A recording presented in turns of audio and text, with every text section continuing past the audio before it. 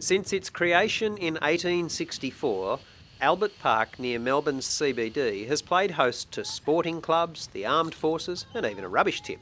But in recent years it's been catapulted to international fame as the Australian home of the Formula One Grand Prix. Its 225 hectares of parkland, playing fields and walking tracks include the 5-kilometre bitumen racing circuit, all surrounding a 50-hectare lake.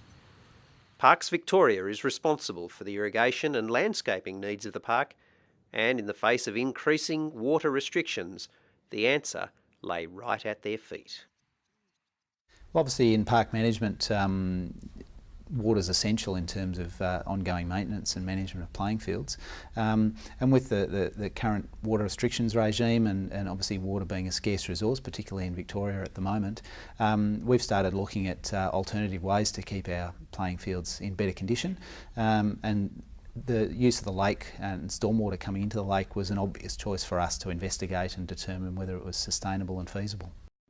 In partnership with Melbourne University and an irrigation contractor, Philip Ross and his team also developed an automated irrigation system for the park, increasing the efficiency of water use as well as significantly decreasing the need for labour. The automatic system enables us to put water out exactly where we need it at any point in time, and also enables us to control irrigation so that grass growth is optimal right throughout the summer season. A computer using Rainbird software controls the irrigation for the entire park.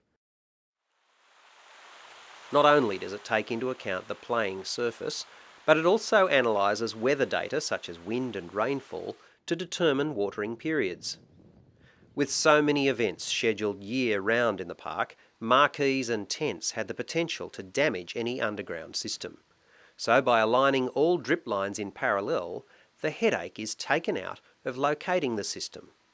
All these measures have enabled a 30% reduction in water usage.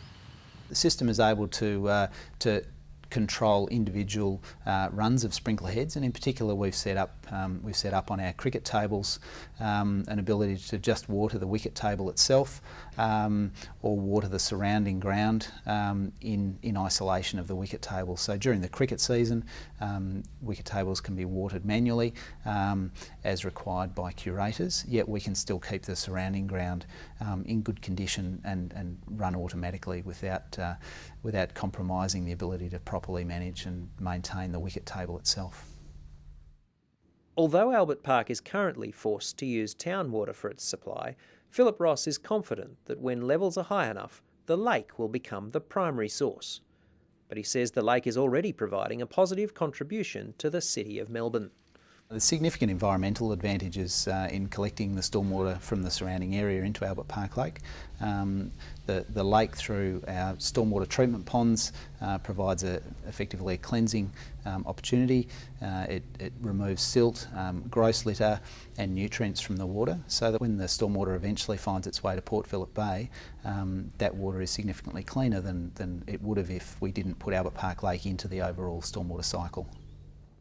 Parks Victoria worked alongside the State Department of Sustainability and Environment, Melbourne Water and the City of Port Phillip in developing the holistic management system, even researching and replacing grass species.